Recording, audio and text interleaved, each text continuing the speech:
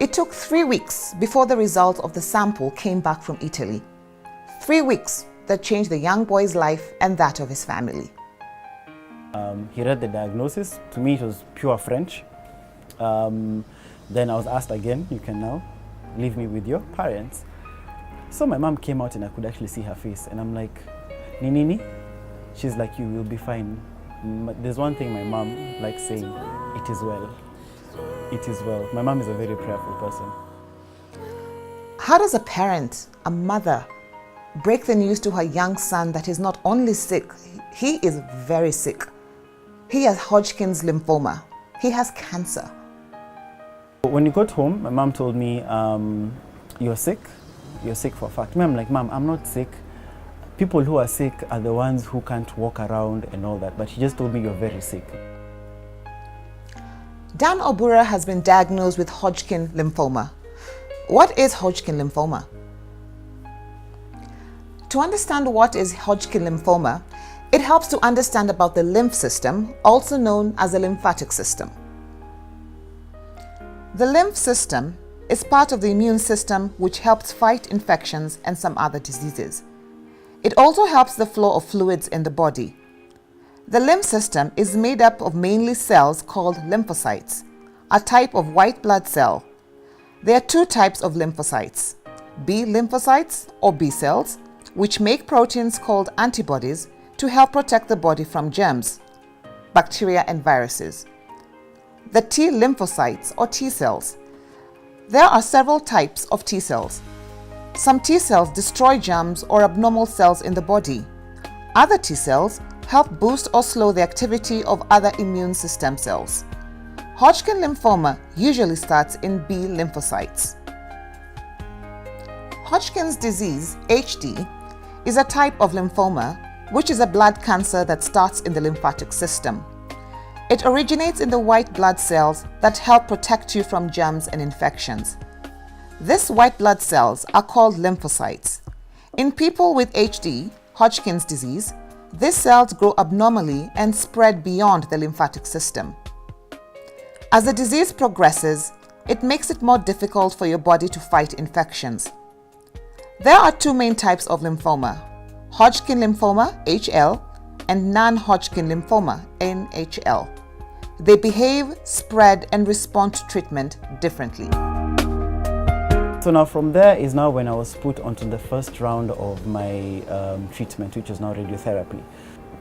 So radiotherapy is all about you're put in a room by yourself, and it's a bed, and they shoot radiation beams inside your body. So my radiation was like below my neck until my abdomen area, because that's where they assumed that the cancer cells would dominate within my body. It's really hot when they're shooting the beams within your body, so your skin burns. You can't feel it. So you know how you can scratch yourself and then your blood clots. So I didn't have skin from between my neck until my abdomen area. I only had clot. So when I was doing my radiotherapy, I used to have this turtleneck when I go to school, and I used to wear gloves because I didn't have skin. Like, it's just that clot, damu. And I couldn't even have a proper shower. So the only way I could shower was I could take a sponge, dip it in Dettol water, and just pat myself. And even if I pat myself, it actually chips, and you can actually see your meat. And it's painful. So at times even you can't even sleep lying down, because I used to, like this week, the radiation would be on the front part, so I sleep on my back. The following week, it's the radiation, I do it on my back, so I have to sleep on my tummy. Dan's life as he knew it, happy, fun, full of play, was over. The treatment was beginning to take its toll. When you're in school and people are going for swimming, I used to go with guys for swimming, but I can't swim. I would just be there sitting and just watching other kids having fun. And I kept on asking, this thing will be over when? My mom is like, it'll be over, it'll be over. From diagnosis to the first round of treatment, Dan had no idea what he was ailing from. He trusted his mom. It was all going to be well, soon. When I went to the second stage of my treatment, which is now chemotherapy, I wasn't ready for chemotherapy. This is now like when you see my skin, this is my original skin color. But when you look inside, I'm very, very light because now my skin had to now grow back fresh. Now I was told about chemo. All this time I don't know I have cancer. I don't. I just know I'm very sick. So when my mom told me that you need to now go in for chemotherapy, I asked her one question. So I have cancer? My mom was like, yes. And I'm like, why couldn't you tell me? Because she was like, you are young. We didn't know how to tell you. We didn't know how you take it. Now, you or your child can have Hodgkin lymphoma and feel perfectly fine, but often Hodgkin lymphoma does cause symptoms.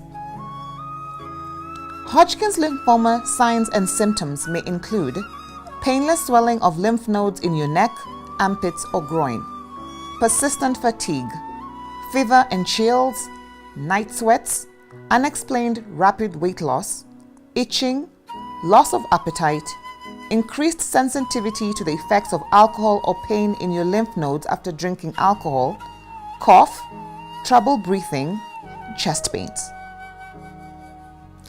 Dan had gone through radiotherapy. His skin color had changed. What awaited him with the dreaded chemotherapy treatment? So my first session was okay. My second session was fine. My third session is now when I woke up and I left my hair on the pillow. And I'm like, wow, who didn't tell me that? You guys didn't tell me that this is one of the symptoms people, go through. So I remember very well when I woke up and I saw my hair on the pillow. And then I was actually going to school that day. Do you know, you're in the shower, I did this. It went. All of it. It went. And I'm like, wow, this is unique, unique. Because even my knees fell off. Like, I didn't have hair on me completely. When I was doing chemotherapy, they used to prick me a lot. And to a point in which when they couldn't find veins in your hand, they come to your head, to your legs. And if they can't find veins in your legs, they come to this vein over here. Yeah.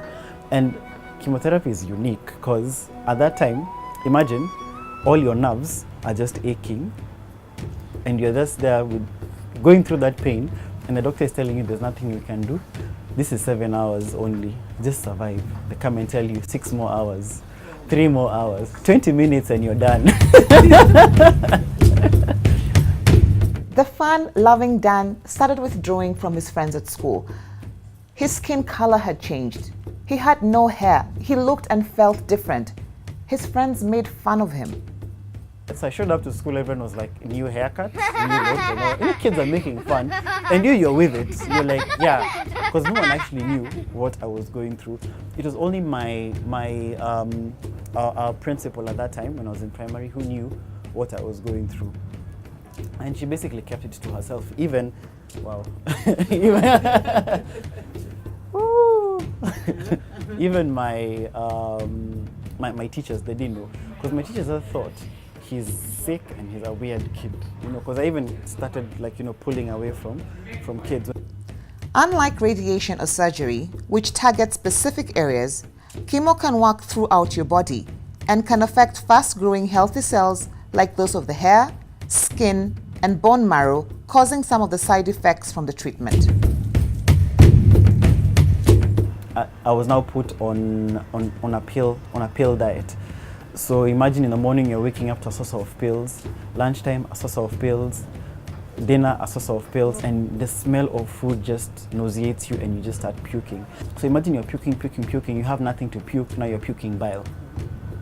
And it's Fighting cancer and going through the hard treatment, Dan was determined to lead a normal life. By the time I was joining Form 1, I had finished my chemotherapy, but still when I was joining Form 1, I got called to Nairobi school. So my mom is like, no, we need to have you in day school so we can monitor you. And me, I'm telling her, I need a life like any other kid. She's like, okay, sawa, but we'll just supervise you. So I used to do punishments like anyone else. Whoa. I used to carry buckets of water like anyone else. I used to do communal work like anyone else. But at times it used to get to me. So I'd basically, if I feel like I feel too sick, I'd go to the sanatorium. Dan had fought hard and somehow managed to keep his head above water.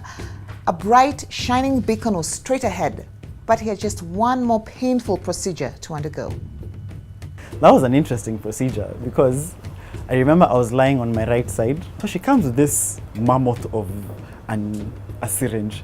And I'm like, what is that? She's like, this is what you're going to get the fluid from your spine. The moment that injection touched my spine, and you can feel her chokoraing it, trying to get into the fluid. Do you know that pain? I felt my pain from here all the way down. That numbing pain, like tears were just rolling. At such a tender age, Dan had endured a lot of pain. So to wash away his tears, his father bought him the one thing he had always wanted, a bike. Do you know, we drove into town and he asked me, what bike do you want? I said that one. I got the bike and I got home and I was riding that bike with a serious bandage over here. My mom is like, what? This child, does he understand the magnitude of his condition? Me, I'm like, hey, deuces, me, I'm out. Riding in the estate and not like any other kid.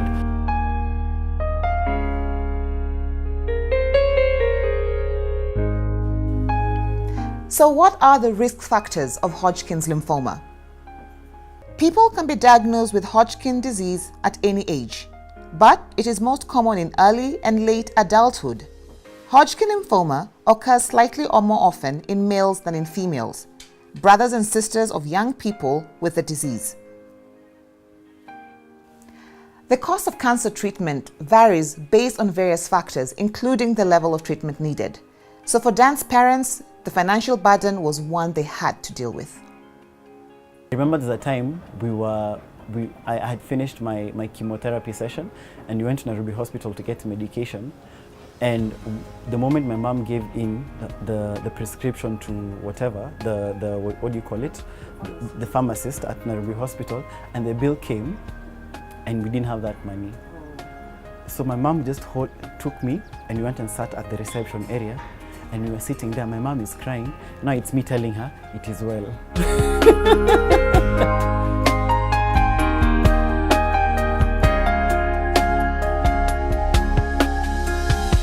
People always came through. Even in that situation, my cousin just walked in and she saw us and she was like, what is it? And my mom told her, and they were aware about my condition, and she bought the medication. Dan came face to face with his Goliath called cancer at a very young age. But with supportive friends and family, Dan is able to share his victorious story with us today. Let me share my story because you never know who's out there. I've met people who've had my condition, and I've held them all through until they passed on. Others until they got better. Anything I hear, it's for a good cause and it's going towards cancer, you will find me there. And that's my story. So don't wait. Look out for the symptoms. Go and get yourself screened. It could save your life. My name is Yvonne Kalahi. This has been Cancer Diaries.